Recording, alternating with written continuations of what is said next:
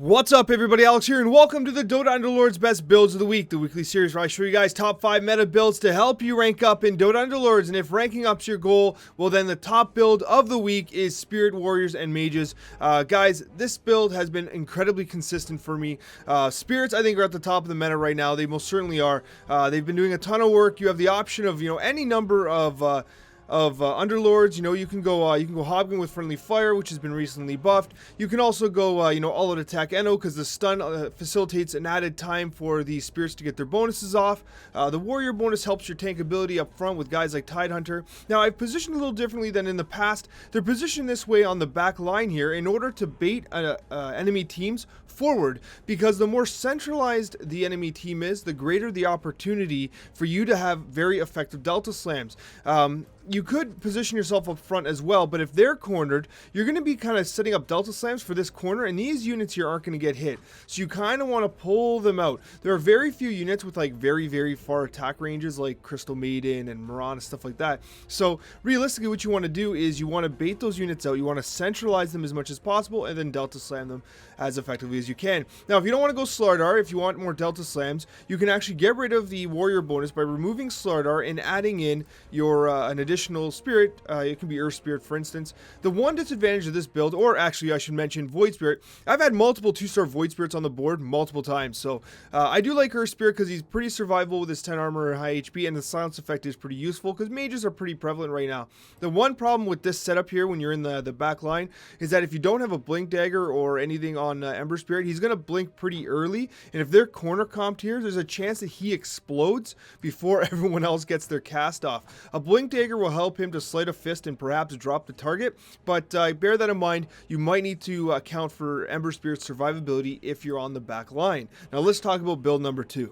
With the latest patch, Legion Commander was changed in a very significant way. She no longer gets the damage bonus from the Bloodbound effect, so bear that in mind. It's a little counterintuitive. She can be a Bloodbound unit, and when she dies, she buffs the other Bloodbound units, but she doesn't actually get the Bloodbound damage from the others. Bizarre. It's what they decided to do to balance the game. I don't know if that's the best course of action to have those weird, bizarre rules like that, but that's what they did. A lot of people were saying, Alex, Legion Commander's dead now, but I don't think so. She actually received some buffs in order to compensate for that, but that allows other compositions to kind of take advantage of Legion Commander, one of which being the Trolls and the Savages. Now, she'll become a Troll, she'll become a Savage, and she'll benefit from both of these alliances. Now, the one thing that you have to remember is that you lose the Demon bonus here from someone like Chaos Knight, so you're going to want to make sure you look for the Restore Circlet in order to activate the Demon bonus for another unit, someone like Magnus, and for Legion Commander. This is going to allow her to win a lot of duels and kind of really amp up her damage potential, especially as you move on in the late game. The key thing in here is that you no longer have to put an Ogre Cap on her.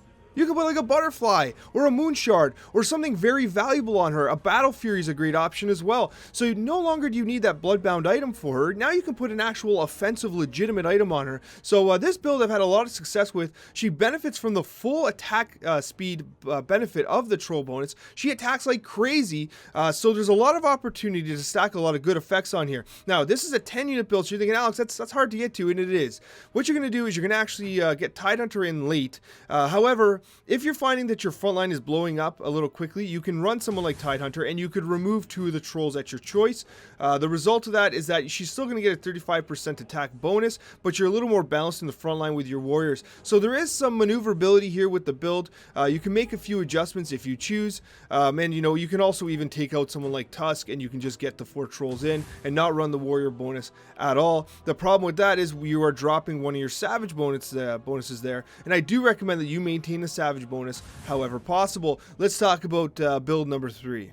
And for the third build of the week, we're looking at a build that I've had a lot of fun and success with. We're looking at Druids, Warriors, and Trolls. Now the advantage to this build here is that you're able to have a very consistent early, mid, and late game with the Druid composition completely balancing out the strength of your board. Druids, for whatever reason, are not that contested right now, and I feel like that is an underreaction. They are damn good, and they're one of the units, especially if you're looking to rank up. If you run Druids, it really helps to strengthen your core game in order to kind of keep a strong board presence with the Druid bonuses. So if RNG even throws you a bone, you can have 3-star, Druid units out there pretty early in the game, and it can help you to kind of rack up a win streak and take minimized damage damage coming in. The result of that is you can level a little more aggressively, and you can get the units like the Troll Warlord. And I know it's difficult to rely on a DPS unit like Troll Warlord, you know, because Lycan's going to be your primary DPS until you get the Troll Warlord, but you're going to be running the summons, and the one thing that you need to be aware of here is that you have no mana regeneration from the Human Alliance like you do in most summon builds. The result of that is you have to keep an eye out for the Void Stones and for the Scythe of the Vise, a fantastic unit for the Nature's Prophet, who's going to be ironically one of your primary carries, because with the Scythe of the Vise, he's going to be casting Nature's Call almost constantly, and you're going to have a string of treants coming.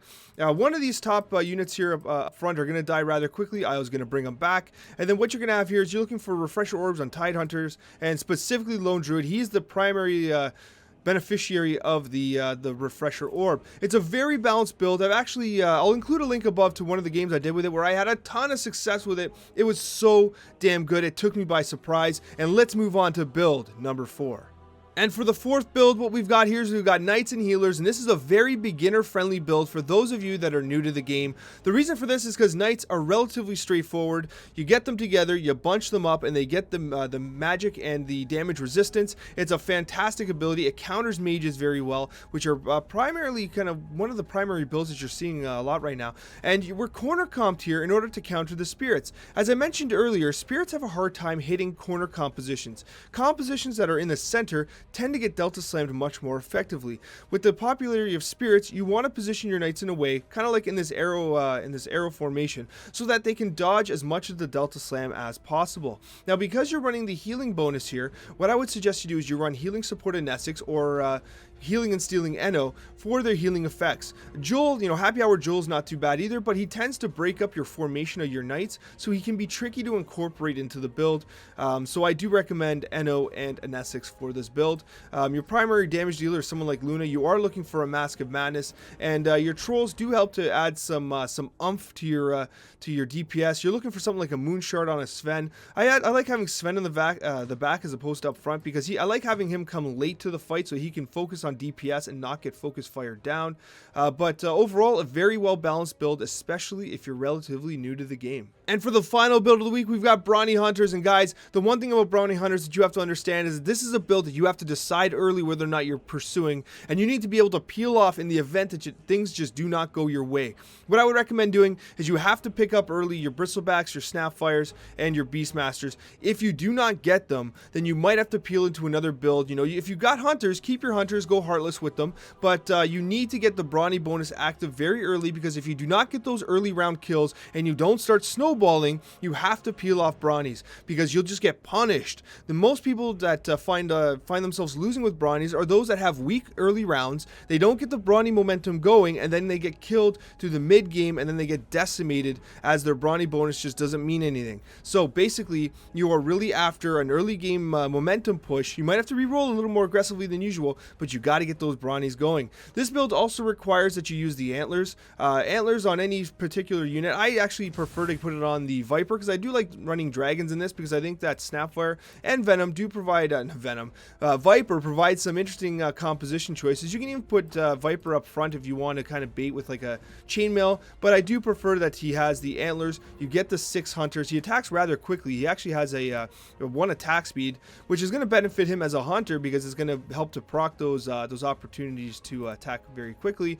And what you're going to do here is you're going to run this build. Your Brawnies are going to be tanking the front, and your Hunters are going to be doing as much DPS as possible. Now, let's say you don't got some good RNG, you don't get the Hunters you need, you don't get the Antlers. The Antlers are going to be a little easier to get because of the changes to the round 16 odds. You now are guaranteed a tier 3 item. There's no longer the opportunity for a tier 4. Great change on Valve's part. Now, let's say, for instance, you don't get the Antlers and you have almost no success with the Brawnies. What I would suggest you do is you actually pull off of the Hunters. You actually only go 3 Hunters. And what you would do is you would add in any Brawnies you can, because remember, even at 2 stars, Brawnies, as soon as they come on the field, they get the benefit of the Brawny bonus, whatever it might be. So your Brawnies will help to hold out your game plan into the late game, even if you're not able to get to 600s, because you could run 4 or 5, but realistically, there's a good chance that you'll get more benefit from having more Brawnies out there, especially if you've got the Brawny snowball train going. Thank you guys so much for watching, and a very heartfelt thank you to all of my wonderful subscribers. Take care, everyone, and I hope that these builds help you find success in Dota Underlords.